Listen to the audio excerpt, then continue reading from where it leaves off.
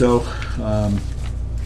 what we have is policy DAF, which is the Administration of Federal Grant Funds. Are basically, we refer to them as our general assurances. And this really came about, this policy, most districts in the state were deficient in this when they were audited. And so NHSBA wrote this policy up. Which is brand new. Yeah, it's brand new. It's, well, yeah, I don't know exactly the final date, when it was all finalized, but it's been a work in progress. So tomorrow night we're going to go over two of the articles in here, which they're labeled DAF1, DAF2, and so on. So we're just going to be going to DAF1, DAF2, which is allowability and cash management and fund control. Mm-hmm. The long and short of it is it really just gives the guidelines for what's required under the spending of federal grant money, how we have to go about determining the costs and who the vendors are, and are we spending the money wisely, is it used properly. And they talk in the policies a lot of discussion regarding procedure, and really the big takeaway here is much of what's in this policy really is procedural. Mm-hmm. It's what we do anyway. So when we talk about how we determine what we can spend the money on, in our heads, after doing this for years, we know what we can spend Title I monies on. We know what we can spend 2 and 2A. So we know that, but what's also allowable under Title I for reading or improvement, or in Title IIA for teacher improvement. What can we spend it on? Years ago, people would spend grant money on lunch, for people. You don't do that anymore out of the grant, and we all know that. So it really kind of goes down to the nitty-gritty of what we can spend the money on. Well, obviously, one here says cost principles necessary and reasonable. Then it goes on to define the necessary and reasonable. And if you're looking at, let's look at DAF1 under allowability, and it really is DAF1. It starts at the bottom. You have the different copy than I have. Same thing. Yeah, same thing. So, and it goes under cost principles. And 1A, determine whether a cost is a reasonable consideration shall be given. Consideration doesn't mean you have to do the following, but whether a cost of the type generally recognized as ordinary and necessary, but you have to give consideration to that. Other parts it'll talk about, is it supplemental or is it supplanting? Mm-hmm. Are we adding to it, or is this taking the place of something? And so when we're spending federal monies, we can't supplant with federal monies, we can supplement with federal monies. Are we determining whether the cost is necessary? Consideration may be given to whether the cost is needed for the proper and efficient performance of the grant program. The cost is identified in the approved budget or application. There is an educational benefit associated with the cost. So are these things necessary, or are they wants or needs? Well, Well, also as far as even if they are necessary, they expect you to comply with market prices, with comparable goods, act with prudence, considering their responsibilities, ordinary, necessary, just proper and efficient performance for the federal award. I also think we have to comply with state restrictions and possibly DOE restrictions, depending on the vehicle they come through. The federal. Yeah, there are some restrictions. I think it's a good one. You've heard us talk about Stratford Learning Center, who we contract with, and they're a great resource. We're part of that, Stratford Learning Center board. There are other organizations out there that do it, and there's some that are very costly, and some that are almost frowned upon for using, because their cost is so exorbitant. Doesn't mean you can't use them, but you're going to come under great scrutiny. Right. From the state DOE, because we have to submit our proposal to the state DOE for what we want to use the money for. Very seldom does it come back and say, you're going down the wrong path with this, but it does happen sometimes where you hear that you can't really spend the money on that for whatever reason, whether you're supplanting or it's too expensive, you didn't go through enough vendors, whatever it might be.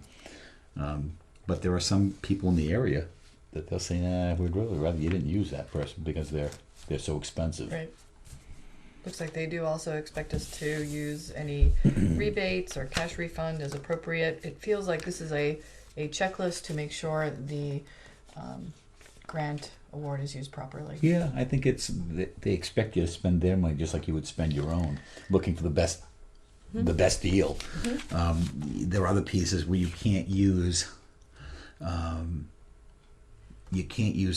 money from one grant and then cover something that you would normally have spent at other one with another grant. So like you talk about, if you go over to, oh boy, let me see here. That's where be-afforded treatment.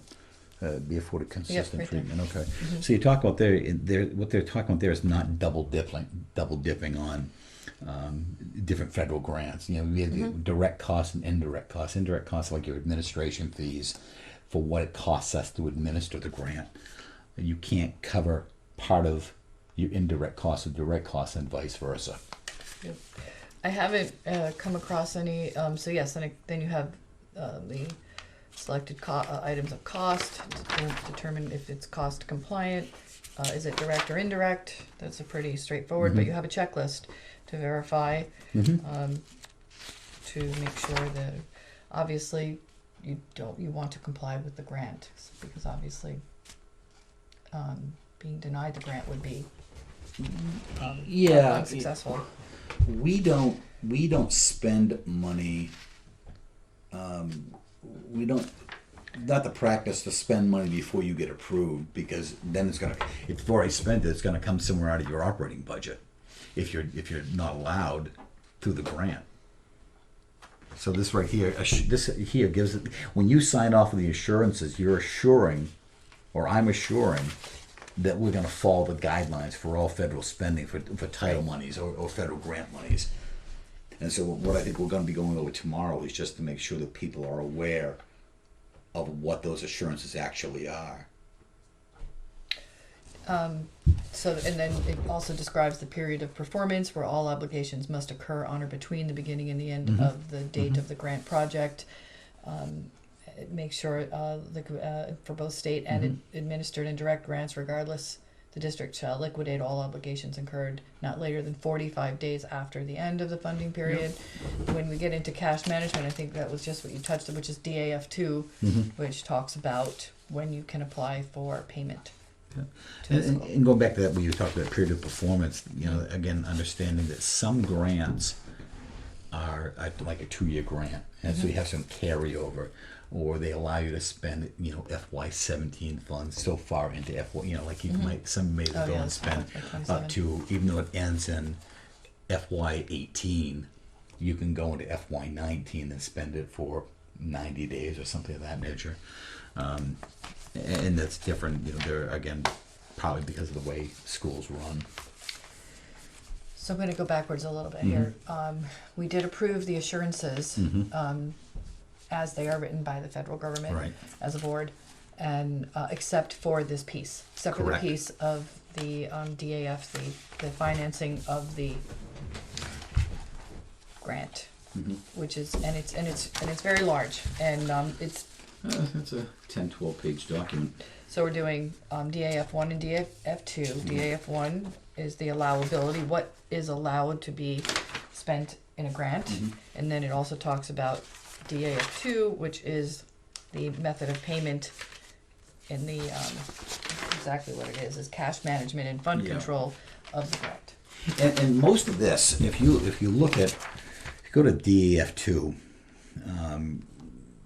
payment must be established in writing, you know, payment methods must be established in writing at the time. But the real bulk of it is over here in this piece, and that really is more about advance payment, which we don't do.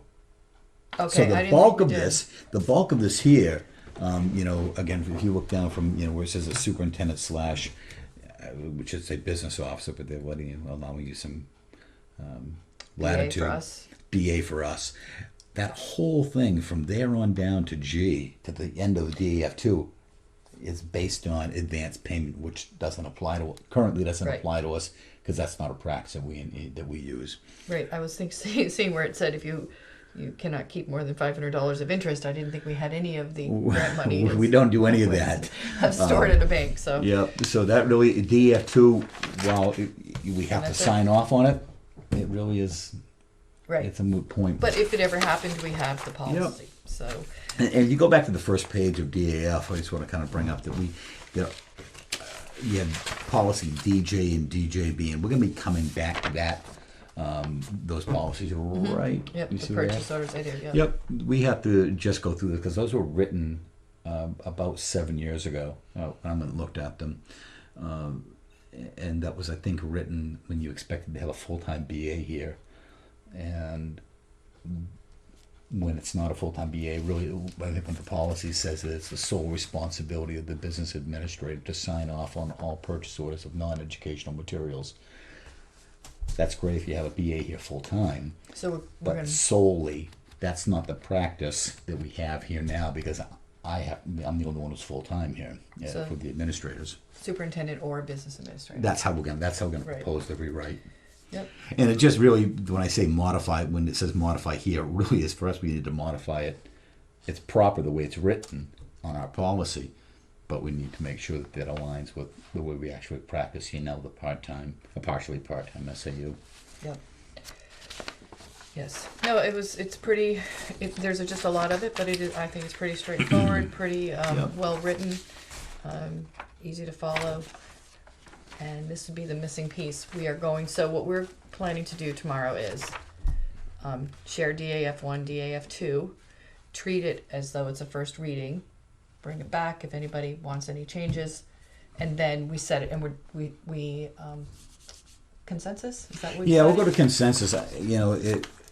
Most of the stuff is, again,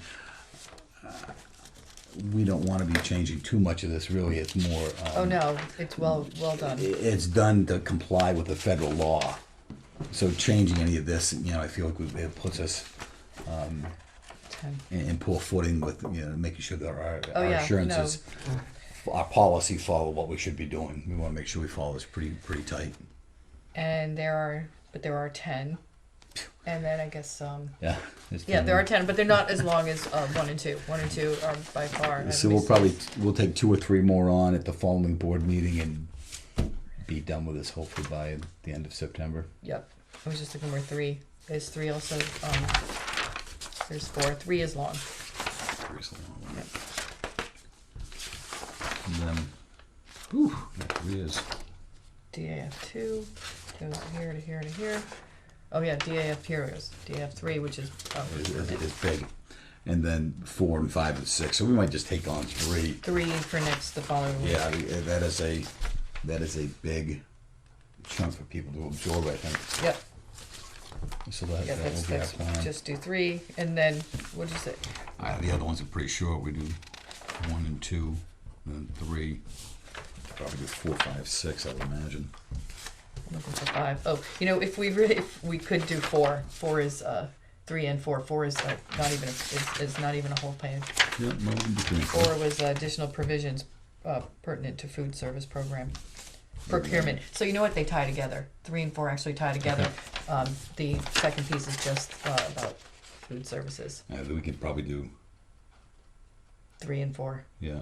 because they do deal with the same issue, and then it goes on to DF as conflict of interest is 5, 5, 6, 7. Yeah, and we could probably almost buzz through the last after 4 and 5, or 3 and 4. 3 and 4. Yep. And then 5 is small, 6 is small. We do 5, 6, 7. We do 8, 9, 10 the fall. We'll be done. That's gonna be quick. But I read through it. I didn't have any recommendations other than as I said, it's self-explanatory. Other than putting in superintendent or business administrator. Yep. Again, some minor language changes about personnel, but And we keep in the piece about the prepayment, even though we don't. it's got to be in there. It's part of the. I wouldn't change any of the DAF piece except for personnel.